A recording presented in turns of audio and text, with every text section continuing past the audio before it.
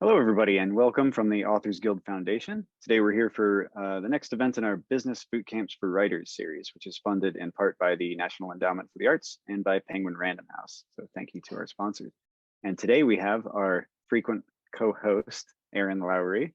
Got a Money Matters series covering a lot of financial topics with Erin. And today we're going to talk about building your own benefits package as a self-employed person, as any author of a book is. Great topic. And we have representatives of the Freelancers Union and Brass Taxes here with us today. We've got a Q&A box. We received a lot of great questions in advance. Thank you to our audience for those. But if you do have more questions, feel free to type them into the Q&A box and we'll get toward those, to as many of those as we can toward the end of the hour. And with that, I'll turn it over to author Erin Lowry. Erin, thank you as always for being here. Thanks, Johnny. Wonderful to be back.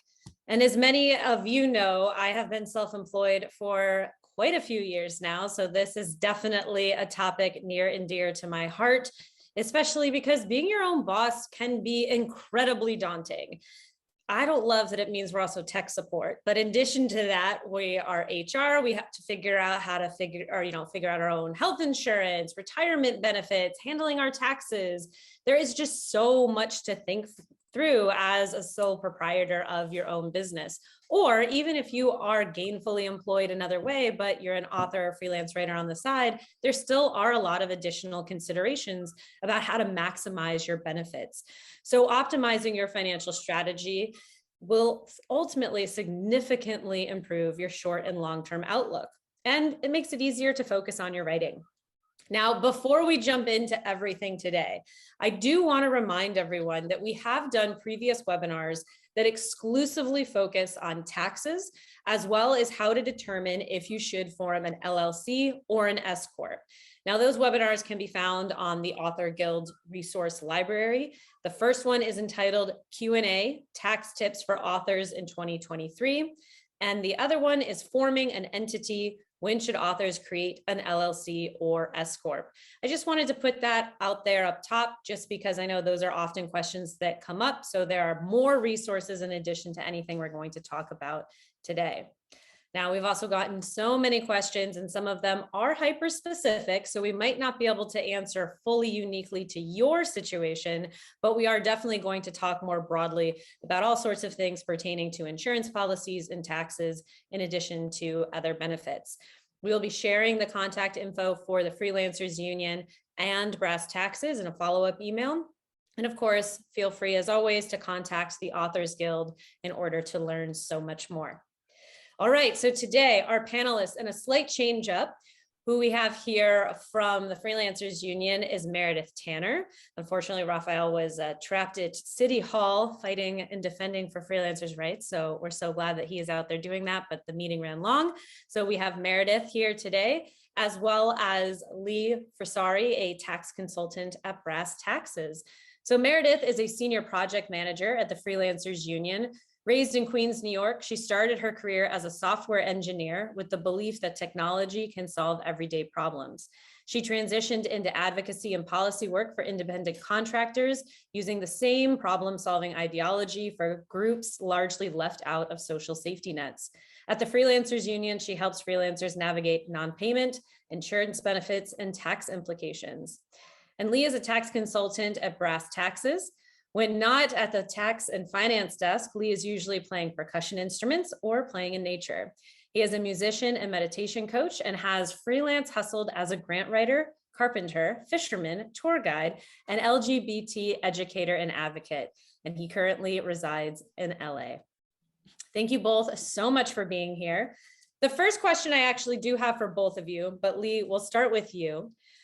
What do you feel is the most commonly overlooked benefit that people receive in a traditional workplace, but maybe authors and freelancers generally tend to overlook or just outright ignore? Hi, everyone. Great to be here. And yeah, I mean, I think it's sad, right? There's a lot of things that come with the safety net of having employment from another from a larger organization that freelancers miss out on. I mean, even if you want to, kind of scroll back to like what happens when I need unemployment, if they're, don't have work, or, there's certain benefits that are even larger than just within the company are not afforded to us unless under extreme circumstances, as we've seen over the last few years.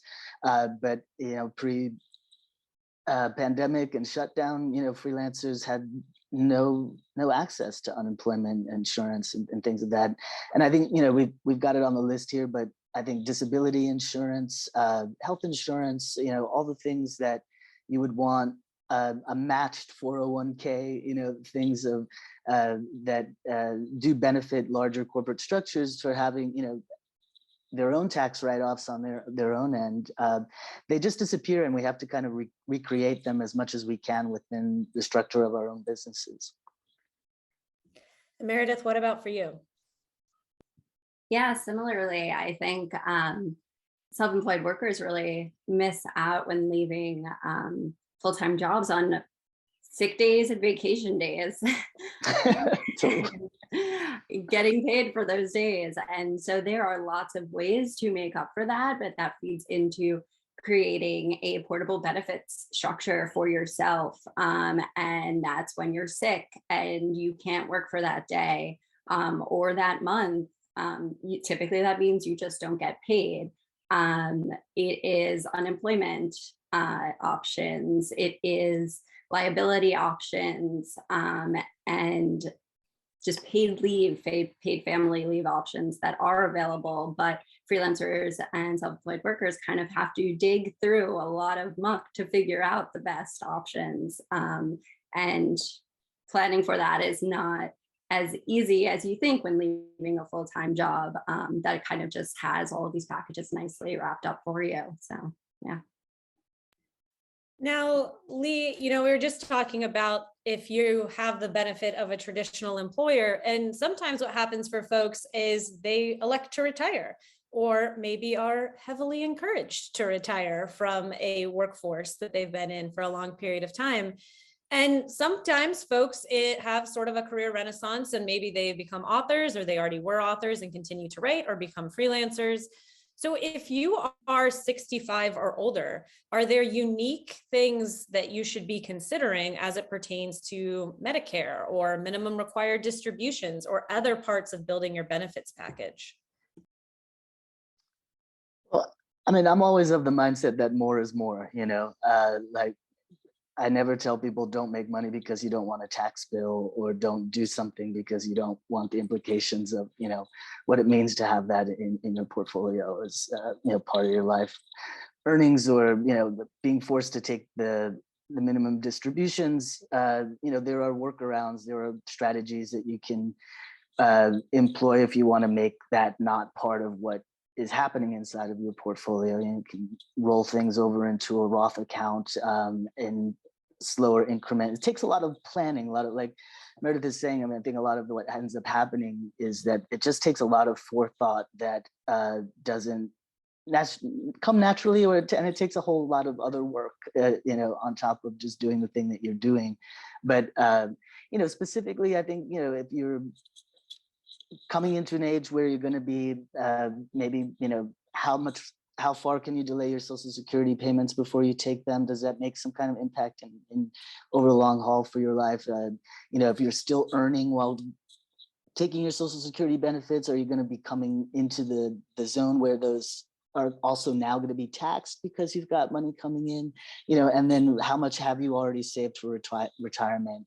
If that's also, going to be part of your income, then you're doing kind of all the same things you would have been doing previous to this particular age marker of, like, how do I reduce my taxable income? How do I reinvest in myself in ways that, like, keep taxable income off the line? And just kind of always strategizing the puzzle pieces together in that regard, and reaping any of the benefits that you can that come from AARP or or Medicare, like for whatever your particular needs are. And I've been seeing come up a lot the idea of long-term care insurance, people trying to start people younger into those programs so that there's like certain kinds of savings that would be specific for that. And that, on the state level, I think we're going to see a lot of that get forced into our also, employee savings payments into things like disability and long-term care. But again, we're kind of just forced to do all of that on our own terms and have a lot more forethought and puzzle planning pieces together. Bringing up disability insurance, I do feel that that's one thing that often writers tend to overlook or try to figure out how to get and come up against just a huge brick wall, no pun intended with my background, trying to figure out where and who will insure me for disability. So Meredith, kind of question to you, should writers focus on adding a disability insurance policy to their benefits? And if so, where and how?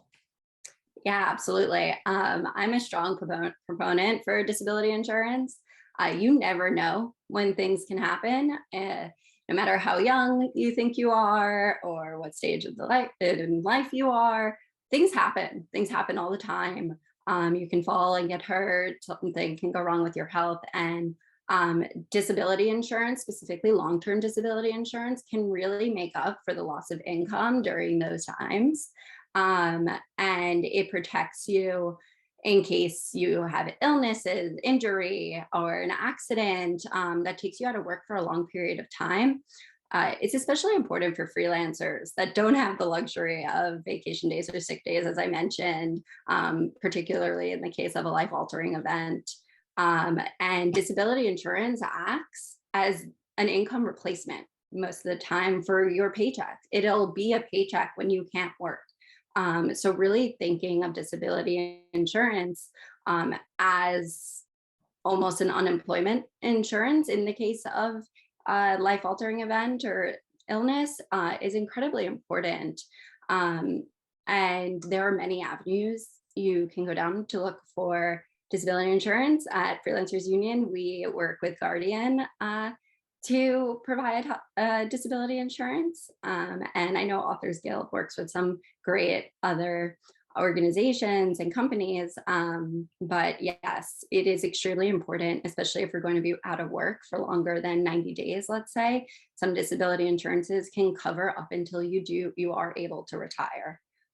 So paying into the right plan for you can be incredibly important. And I might be mistaken, but I think there's also an option for short-term disability to basically be a stopgap on maternity leave for folks who do not necessarily have access, obviously, if you're self-employed, to a paid maternity leave or paternity leave, but particularly for women who go through the process of delivery and or a C-section, you can have that be a little bit of way that you're earning an income as well. So it's also, I think, short-term disability in that particular scenario is an additional consideration. Yeah, absolutely. Also looking into paid family and medical leave in your states are incredibly important. We're seeing these laws passed throughout each city and state that provide paid family and medical leave. So for paternal leave, maternity leave, caregiving leave, also what disability, short-term disability covers. Now, so much of this conversation already has been based on, you have to do a lot of research. You have to do a lot of research. You have to know what's happening in your state. And Lee, I know a big part of the research that should be done is figuring out who to hire to help you. So I would love to hear from you on some of the best strategies for how to find and pick an accountant who particularly is well-versed in taxes for authors and or other freelancers and self-employed individuals. And I think like any industry, you just have to find somebody who you find relatable to you. I think the brass taxes at those, we want to talk to people. We want to educate people. I don't want anybody to come into my office and sit with me and walk out feeling like they were mansplained to, or like that they got some kind of like, elite kind of information that they don't know how to understand or have access to. So as long as your professional, has some kind of credentials that that make them allowable to sit with you and talk about these things, then you're really just looking to somebody who knows how to explain things well to you, who understands your questions. And we have a great team of people who just all come from different freelance activities, filmmakers, musicians, different craft guilds and things like that. So, you know, we find our ability to make a connection is really quick with people. We're immediately kind of talking language that is understandable. And, you know, I'm trying to break things down to a level of like, yeah, anybody can get this. It's just hasn't been told to you. You know, it's not something that we've gotten in really great curriculums in our, you know, grammar schools or even high schools, you know, that, and so now's the time to, when you need it, you know, and you just really want to feel like you're with someone who's not trying to upsell you on something, not trying to, you know, keep you in the dark, and really keep information relatable and accessible.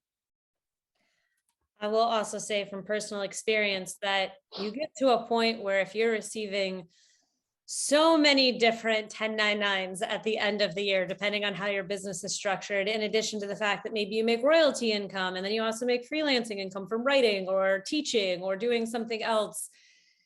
Sure, technically you can do this yourself, but typically an accountant more than pays for themselves at the end of the day, not only in just like the mental anguish it might cost you, but also in what they actually know how to do compared to using some of the online software.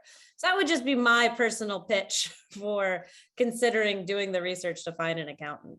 And with that in mind, you know, stay away from places that will charge you per document. They're not geared towards people who work the way that we work. You know, if you're getting charged every 1099 and you have, you know, 1,000 1099s that are all $500, you know, $700, whatever, it's just going to add up really quick. You walk into an HR block, you know, and not that they can't be competent in their tax knowledge, but because they are beholden to this behemoth of a company, they have charged per document, you know, setups that are just never gonna be good, you know.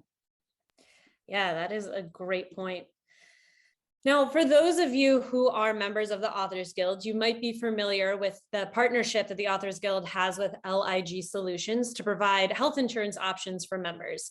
And LIG offers concierge service to navigate the ACA marketplace and supplemental insurances like vision and dental. But for non-members or anyone wanting to further shop around, Meredith, I'd love to hear from you about some of the health insurance marketplace options these days for self-employment and what people should be thinking through and considering. Yeah, so if you're new to being self-employed or recently left a full-time job, first, learning about open enrollment period is really important. It typically goes from December to end of January, around then, sometimes changes, but more or less then, sometimes gets extended. But being able to enroll and change your health insurance during that time is incredibly important, unless you were recently left your job or something like that, then there are special exceptions. And some of those options, if you recently did leave a job or are not continuing in other insurance, is COBRA coverage, which will allow you to stay on your already existing insurance plan. Some other options are Medicare if you are over 65, or Medicaid if you are you do have low income, gross low income, and some other options are ACA subsidies. So there are tax credit programs to help pay for insurance through federal funding, and really getting familiar with the health insurance marketplace and what is available in your state. There are tons of them, but you get to pick which is best for you.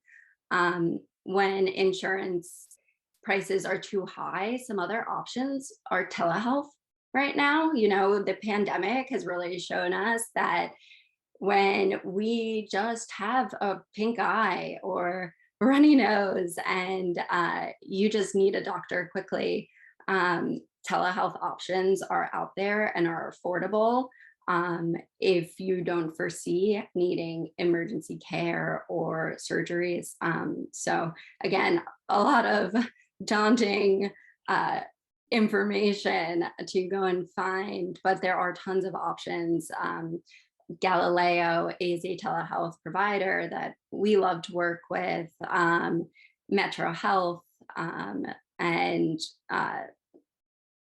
tons of them are out there. But yeah, going to the marketplace is super easy. Honestly, it's not as scary as it sounds. You put in your zip code and you get to look at everything you want, and you decide whether the deductibles are reasonable for you. But yeah. One of my favorite pieces of financial advice on the topic of insurance is that in addition to having an emergency savings fund, one thing that you might want to consider, particularly if you have a higher deductible, is to, in addition to your emergency savings fund, save up the amount of your deductible and include that in your emergency savings fund. So if something big were to happen, you have the funds there to also meet your deductible, which I think is also a great way to frame this, particularly as you strike out on your own and there are so many other financial demands to be considering. Do you have any favorite resources for where to go to learn more about ACA in the marketplace? Or, I find health insurance really overwhelming personally, just trying to learn the language of all of it. So do you have any favorite resources for how to educate yourself on just even kind of learning the language of what it all means? My favorite is the freelancersunion.org website. We have lots of blog posts and lots of glossaries and glossary definitions and understanding all of the crazy words that they throw at you, and navigating just insurance in general. So yes, definitely our website, but also just going to the government health insurance websites do really help you determine what is best for you. So. Agreed. I'll add in there, some of this can get talked at inside of a tax appointment, because there's such an influence on like how you're purchasing your health insurance and how it's going to influence your ultimate tax income, if it's going to be something that can be written off against your taxable income or not. We do a lot of consulting inside of appointments on how to structure what kinds of things you really need to have in place. I think age and health all factor in a really big way in making that very personal decision of like, what do I need? How much do I really need to have coverage at this point in my life, at this point in time, and how will it influence like my overall financial health? Agreed.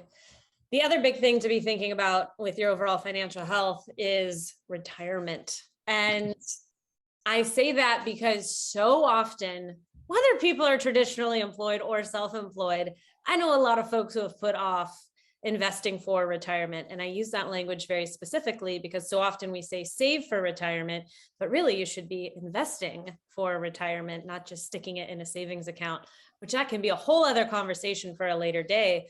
But Lee, I want to start first with talking about the different options for vehicles if you are self-employed for how you can be setting aside money for retirement.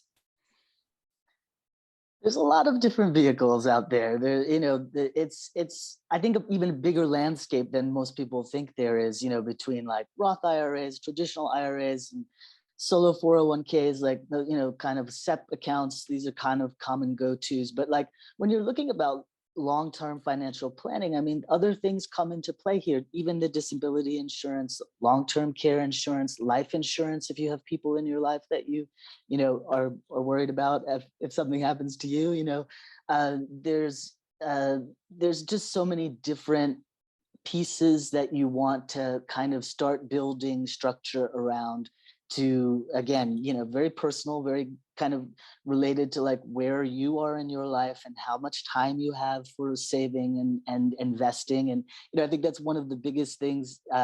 You can get a great tax benefit for deferring some income through deferred tax accounts like traditional IRA, SEP, solo 401k.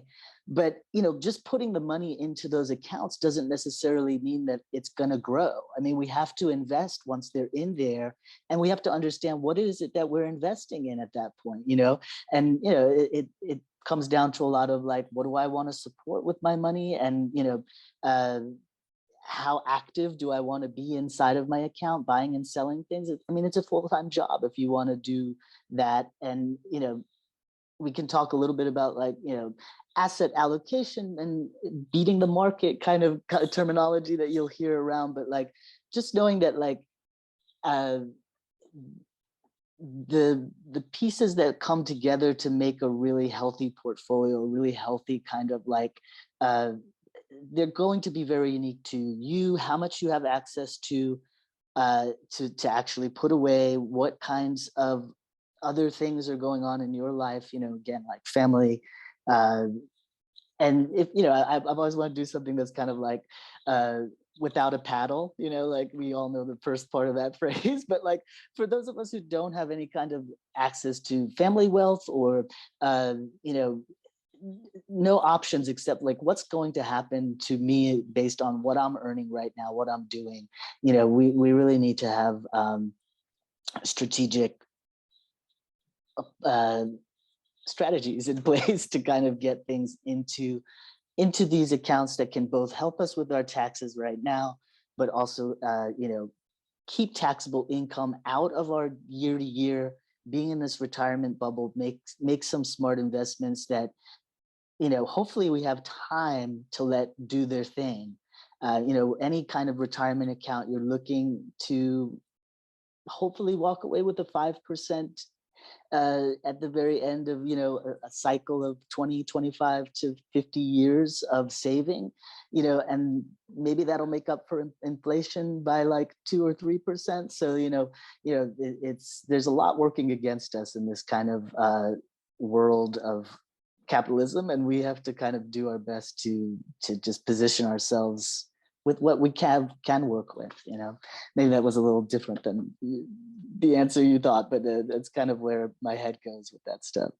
Well, life insurance, I'm currently in the middle of trying to increase my amount of life insurance, and nothing is ever easy. That's really always one of my takeaways with being your own boss. But that's also part of the holistic picture, is that, yes, I absolutely feel it's incredibly important to look into different retirement account options if you're self-employed. So if you are traditionally employed, you probably have seen access to a 401k, maybe an employer matched 401k, which is great.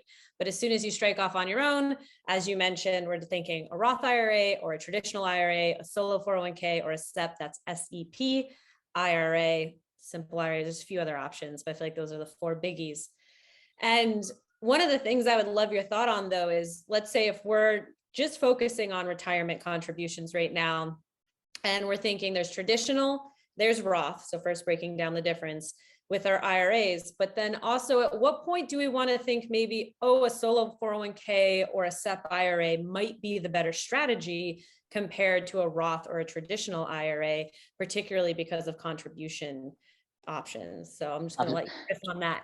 Yeah, the solo 401k, the SEP, I mean, we're income driven, right? Like, so if you have the money, and and even if you're having like knowledge that you're going to have a few windfall years, like I have some clients like just get that job at like a big network for the writing for that, they have a contract, they know it's going to last 5 years, they're like, I don't know if I'll ever make money like this again, Lee, like what do I do?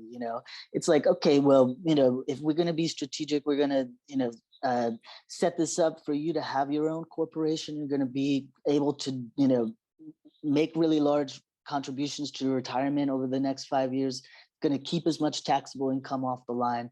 The difference between the Roth IRA, the traditional IRA, they have, these kind of low cap. I think in 2023, it's going to be 6,500 each, and they're always kind of like great go-tos if you've got extra, but if you're working in a capacity where you're making some real money as a freelancer through your own business, you're going to want to have higher limits, limits that are based on your profit, limits that have both the split personality of your employer side treating you well and your employee side of yourself making contributions as well. You know, those contributions can go up to into the over 60K range in 2023.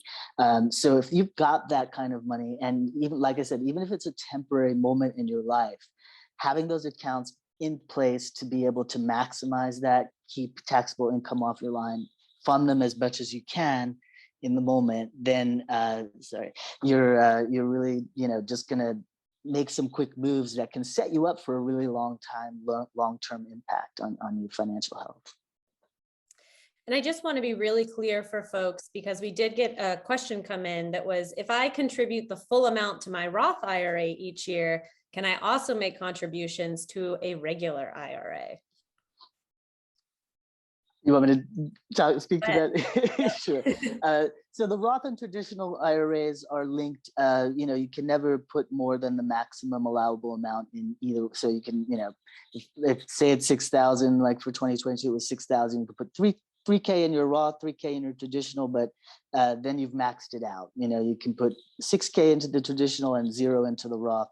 You've maxed it out. You know, you know, the Roth IRA I kind of think of as a fancy saving. It's either a beginning savings account, retirement savings account, or it's a little bit more of like a fancy savings account. So, and the reason I say that is, like, if you're just starting out and letting go of $3,000 of your taxable income into a retirement account is really scary. Like, you might need that $3,000 for, you know, a dental emergency or something. Like, the Roth IRA, you've already paid tax on the money that's going into it, right? So that money, you can access anything that you've already paid tax out without many penalties or workarounds, right? So the Roth has a little bit more osmosis in the account than these traditional or deferred tax accounts that we're talking about. So if you're just starting out, you want to start saving for yourself, the Roth is just a great place to start. It's kind of a low risk entry into, like, I'm going to save for my retirement.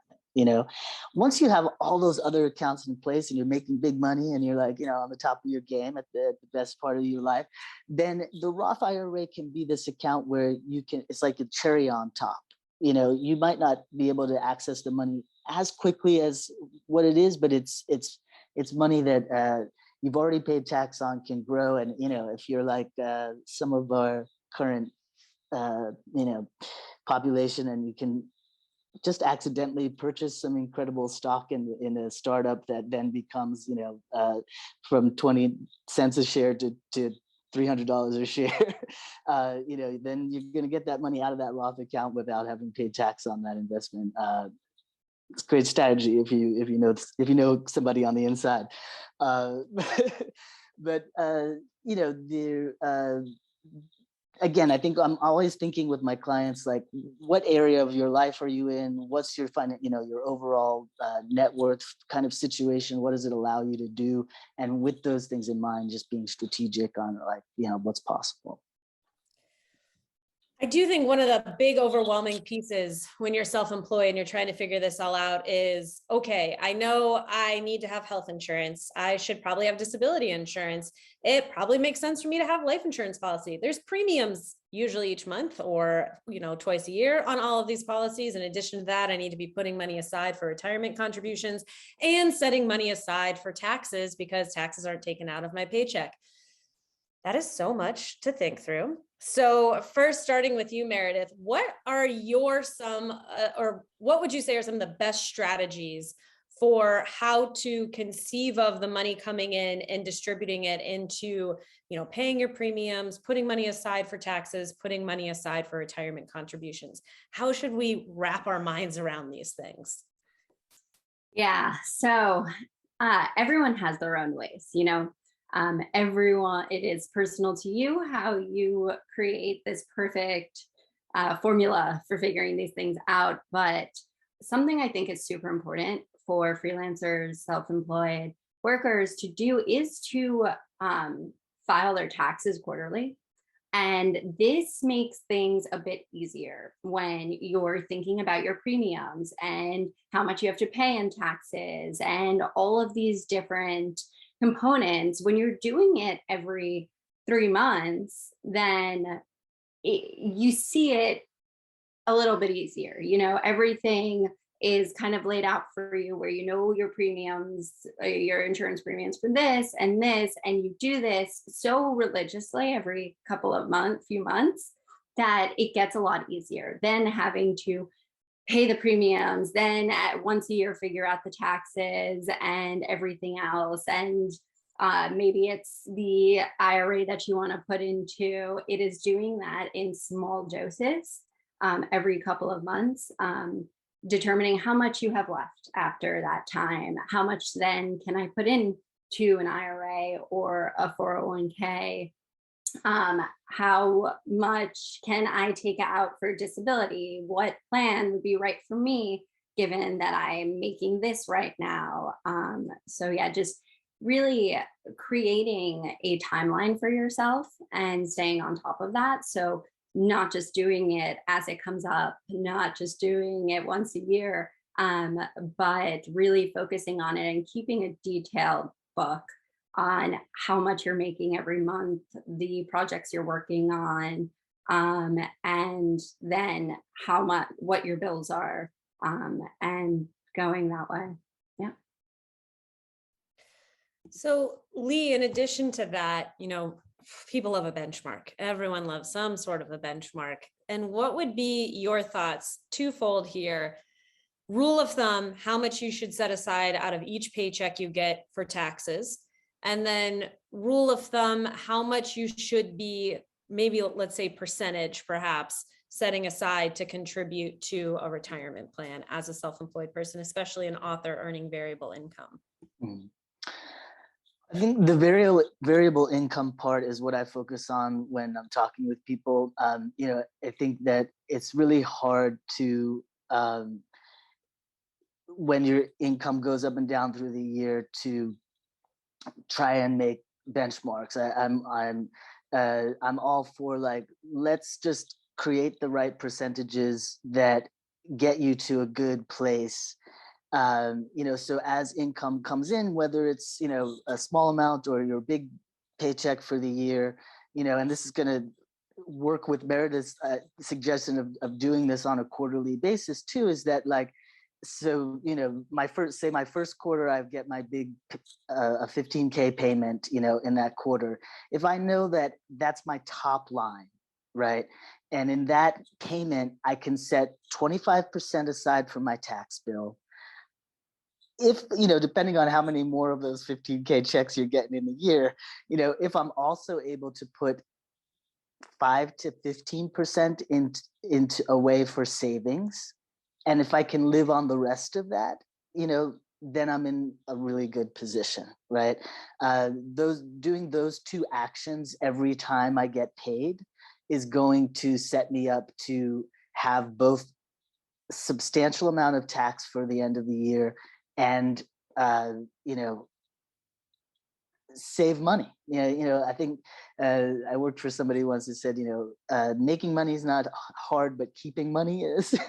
And, like, if we can create these percentage systems that create, money that we can pretend doesn't exist for ourselves, that's really one of our only ways to put the blinders up and be like, that money really doesn't work for me right now. That's going to take care of future me money, and as difficult as it might be, obviously we have to consider, where we're living, how expensive it is where we're living, are we, going to deal with 5 to 10 roommates so that our rent is, somewhat affordable wherever we are, or, like, there's so many different factors that we have to take into account. But, I think you really are looking at, like, 40% of everything that comes in should be going towards things that are not your day-to-day expenses, your fun play money, or anything else. It should be stuff that's going towards tax and future.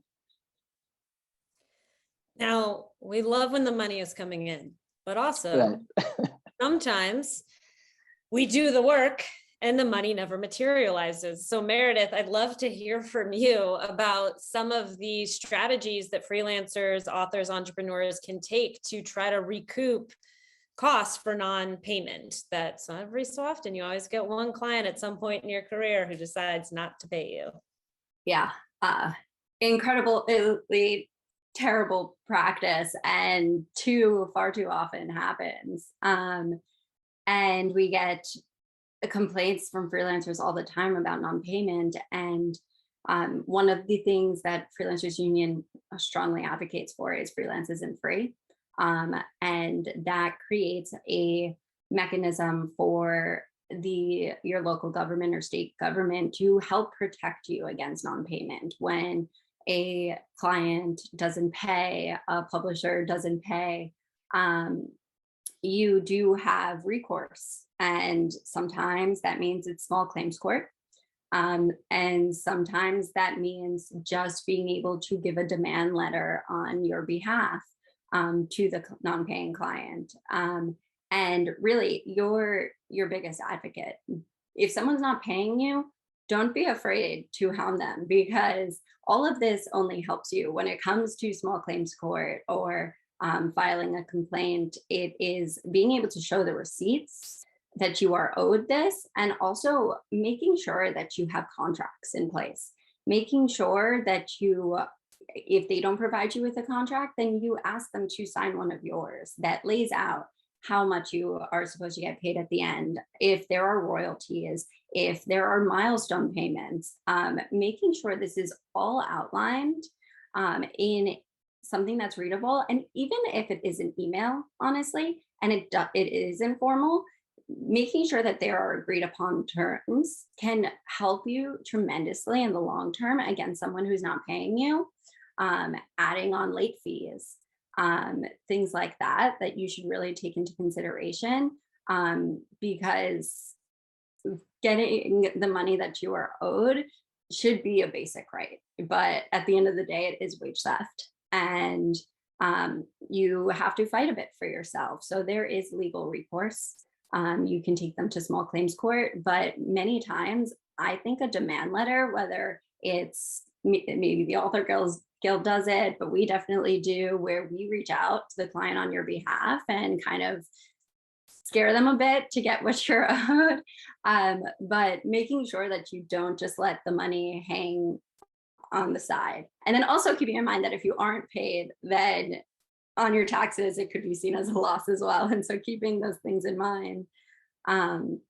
But definitely getting a contract in place, invoicing when payment is due, and sending reminders and emailing and reaching out to labor lawyers in your area, or finding out what your protections are. Yeah.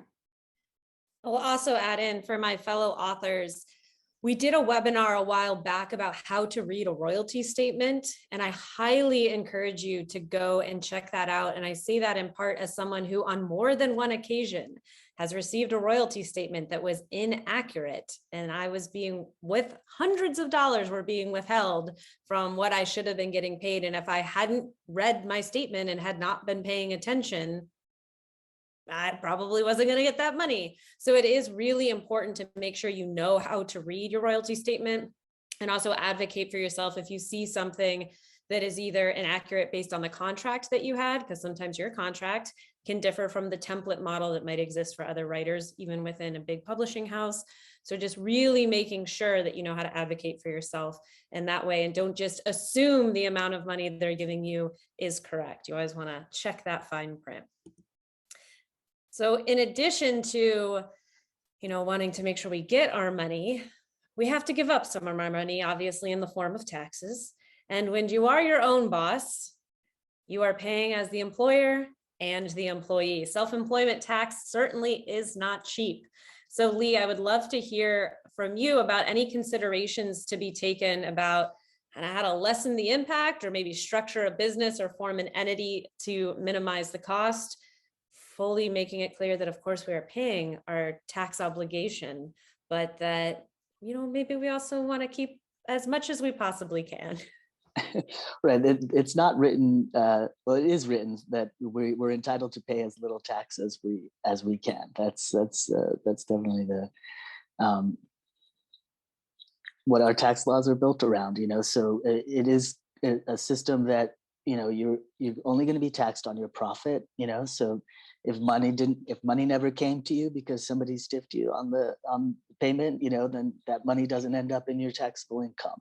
If you are spending money to make money, then you really need to know what you're entitled to take as your write-offs. And for people like authors, creatives, like, the umbrella is pretty wide. Everything from your Netflix account to your Audible account to the place you have set aside for your home office. All of that stuff should be maximized to its greatest potential to reduce your taxable income and save you there first. Changing entity, becoming an S corp, or mainly I think S corp is kind of the main go-to after you reach a certain threshold of income. It all comes with its own compliance and other expenses, running payroll for yourself once you are your own corporation, paying into those now as the employee, the Social Security disability kind of stuff. It doesn't go away. It just kind of changes shape, but I highly don't recommend people become complex structures unless there's a real benefit to what you're to the structure based on how much you're earning and what you're able to do with it, and that can be different for different states because different entities in different states have different rules too. I mean, if you're supplementing your Social Security and Medicare burden with now a general corporation tax for a locality like in New York City, the trade-offs may not be as great as you think they're going to be. The portion of self-employment tax that you're paying as the employer does get subtracted from your taxable income, but it's still you paying the full brunt of your self-employment tax, Social Security and Medicare directly. There's just not a way to make that go away completely. And yes, people can really abuse some of the S corp structures by saying, "Hey, none of this is income that I earned. It's only income that I'm getting because I'm a really successful corporation at this moment." But those aren't really great long-term strategies. We want to pay into Social Security and Medicare. I honestly, I think it's one of our better systems and I hope to see it survive and thrive. Many generations forward. Like, we want that payment back at us. If we never have taxable income, that's a scary place. I mean, we see that all the time in the office too. Somebody be like, "Well, I always just expensed everything away. I never paid into Social Security and Medicare," and then you need it at a certain point, and it's not there. But first line of defense always is your expenses. Lower your profit to get to a place where you can back everything up with your books, but you really are paying as little tax as you need to. And then and again, it could be a short-term strategy. If you have a 5-year windfall contract, it's coming in, you might, even in that 5 years, switch entity structure to be able to maximize certain other things that you can by having that, complexity in place. I very much agree about Social Security and Medicare. I think the other thing that can be helpful is when you get a little frustrated with maybe seeing the taxes come out and worry that you might not be getting a benefit in the future, one, to reframe that you're still supporting people who need support. But two, you can go and check your progress, actually. This is something I learned about last year. SSA.gov, Social Security Administration, SSA.gov. Can create your account, log in, and it shows you just how much progress you've made towards vesting in the system, but it also shows you your expected payment in retirement, which, depending on your age, you might not want to count on too much as when you're building out your portfolio, but it's still kind of a fun thing to go check for yourself, especially as a freelancer. Yeah, and it's a huge part of what you should be considering in your overall retirement, portfolio. Is like that anybody who's doing long-term retirement planning would take that into consideration and say, this is going to be income for you again at some point. I always call it the me tax. I'm like, look, if it feels really bad to pay this, just know that it's your Social Security and your Medicare that you're paying into, and it's going to come back at you if we keep our government somewhat sane, which has proven difficult, but we're trying. Right. And I also know earlier I had, asked Meredith about resources for learning language. The other thing I will say, you will be shocked with both Social Security Administration and IRS.gov, a lot of plain and simple English on both of those websites. I think just because they feel like such big, heavy topics, it can feel like, oh, come on, that's got to be all jargon. They do a pretty great job on both sites. So if you are ever confused about something tax related as well, IRS.gov. Also, that is the place to go. Be really careful about what you click on when it comes to the IRS on the internet, but irs.gov, a really great resource and website as well. All right, so one question that just came in, and just a reminder for everyone tuning in live, you are free to submit questions to Q&A. We've got a little bit of time here at the end to ask Lee and Meredith some additional questions. So one from an attendee: is an S Corp for a sole proprietor business an option? I don't hire freelancers. I'm just a solo business myself. Do I have that as a choice? So Lee, I'll kick that to you.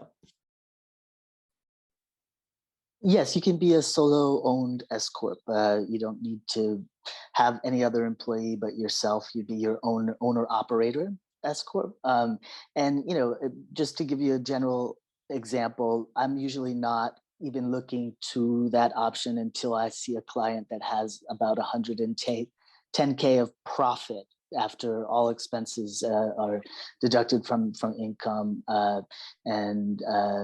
So just to give you a little bit of a benchmark of like, hey, when should I think this might be something that I can use to my benefit. But yes, a solo owned S Corp with a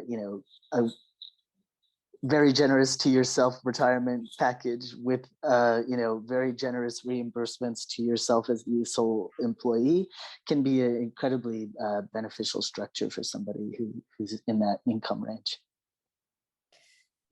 Now, as we're looking at kind of the final minutes here, I would love for both of you to just share what, if there was one or two pieces of advice that you could give to someone who is just starting out as a freelancer or just starting to earn side hustle income, that you look back and think like, wow, that could have made a really big difference now that we're further down the road. What would you tell them? So Meredith, let's start with you. What would be your one or two best practice pieces of advice?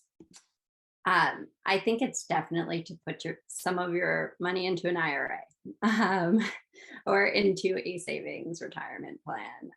It is something that we never think of. We think about the bills that are coming at us as they happen. And if you have any ability to put some money away for a future day or rainy day, even when hard things happen, it is incredibly important to just have a savings and a retirement plan that you can access.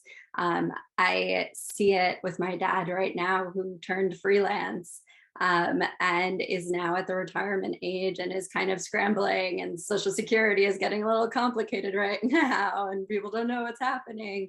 And he's been a freelancer for so long that he just kind of thought that things would work out almost. And sometimes they don't. And sometimes you really want to create a plan for yourself, for your future yourself.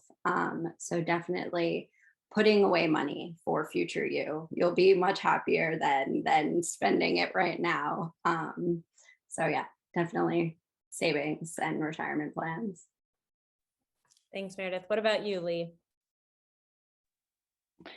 I'll join in that chorus with you, Meredith. I mean, I think, I hope I didn't scare anybody with the whole kind of like 25% for taxes and 15% for saving for yourself. Like, even just any amount, the younger you start and any amount that you save, if anybody had told me when I was in my early 20s that like saving $5 a month would change my life, I wouldn't believe them, but I want you to believe me when I say that. And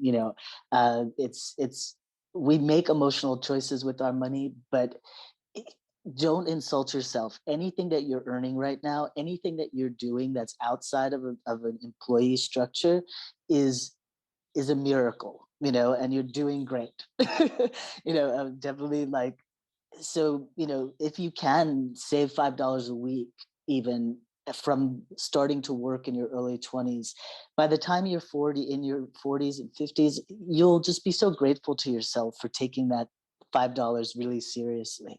I mean, within retirement accounts, it is a time value money game. It needs time to grow. It's going to go up and down with the cycles of the economy, and you've got to get in early, and you've got to stay and and go in for the long haul with it all. Yeah, I think that's I couldn't agree more on both of those. And thank you everyone for attending. Thank you, Lee and Meredith, for all of your insights. I just want to also let you both kind of plug your respective resources quickly at the end here, and also remind folks we have the tax tips webinar. We have the forming an entity LLC or S Corp webinar. We have the how to read your royalty statement webinar. So you might have gotten tips and hints from this, but if you want to go do a further deep dive, we have those resources as well. So first, Lee, if you could tell a little bit more about brass taxes, and then Meredith with the Freelancers Union right here at the end. So Brass Taxes is a very small company, but we have about 15 to 18 tax advisors who are all, coming from a freelance background and really able to talk sincerely and personally to you about your, unique situation. I think one of our greatest offerings, besides like doing very accessibly priced tax returns that are on a sliding scale for income related, and again, not charging by document. We also do consultations for $125 an hour. You can sit with somebody who is, very relatable and going to, really give you a lot of attention. I just don't think there's many offerings out there that compare to what you would get as far as our depth of knowledge. Our team works, on all levels of tax and finance and corporate tax, freelance, whatever it is you got going on, we're going to be able to speak to it. And if we're not, we're going to point you in the right direction, never take you for a ride and give you bad advice. So, come on through and really just, we just love doing this work for people. It's a passion work as well as, kind of numbers and paperwork pushing. So wonderful. And Meredith, if you could also share just the resources from the Freelancers Union too. Yeah, so Freelancers Union helps freelancers and independent contractors navigate the health insurance marketplace, and disability, liability insurance, vision, dental, life, all of the rest of them. And as daunting as we've said it is, we do have in-house insurance brokers who are happy to answer any of your questions. So if you do want to reach out to us, go to our website, freelancersunion.org, and under the contact us, just send us an email and we'll get back to you with any questions you have. Beyond that, we do help freelancers and independent contractors and self-employed authors like yourselves navigate non-payment and harassment claims or discrimination, and we can point you in the direction of lawyers that can really help you out, or give you advice, even if it's to look over a contract. I know Authors Guild does a lot of that work as well, but we are here for all self-employed workers to help just determine right courses of action, whether it's your health insurance plans, benefits, or dealing with clients that are bad actors. Thank you both so much. And Johnny, I'll let you close it out.